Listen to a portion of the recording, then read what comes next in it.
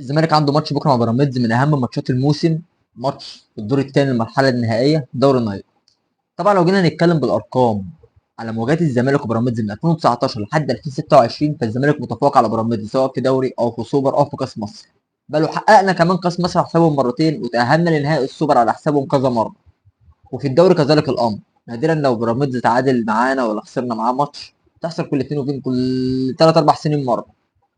بس المشكله ان دي تقلق ما تطمنش. بمعنى، في ماتش انبي احنا كنا داخلين كنا مطمنين جدا، اللي هو كل جمهور الزمالك قال احنا داخلين اخر ماتش في الدور الاول، قال لك احنا هنكسبه والدنيا تبقى معانا تمام وعندنا كل الاريحيه، ولكن خسرنا. فاذا انت دلوقتي في مرحله الحسم. ماتش بيراميدز بالنسبه لنا هو من اهم الماتشات اللي موجوده في المرحله الثانيه، اللي هو لو كسبنا بكره بنسبه 50% احنا ضمننا الدوري. بس ماتش بيراميدز على قد ما هو سهل بالنسبه لنا وبنقدر ان احنا نتخطى بيراميدز في كل الماتشات اللي بنقابلهم، مع احترامي ليهم طبعا على الكامل البدني، هم اعلى الاستقرار، الكوادر، الفريق حرفيا بيراميدز فرق عن الزمالك في كل حاجه، في كل حاجه، في جهاز فني، في لعيبه، في دنيا.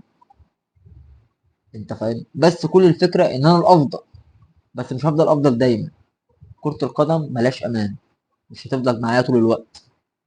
انا المنافس بتاع الاهلي اللي هو فرق بيني وبينه نقطتين، زي بيراميدز بالظبط. بس لازم ان انا هكسب ماتش بكره عشان افرق عن الاهلي وافرق عن بيراميدز، مع احترامي لبيراميدز مع احترامي للاهلي، بس انا المنافس بتاع الاهلي. فاذا لازم ان انا هكسب بيراميدز بكره. لو رجعت التاريخ هتلاقي ان الزمالك فرق عن بيراميدز في ماتشات كتير، بس انت دلوقتي في مرحله الحسم، اللي هيكسب هيثبت.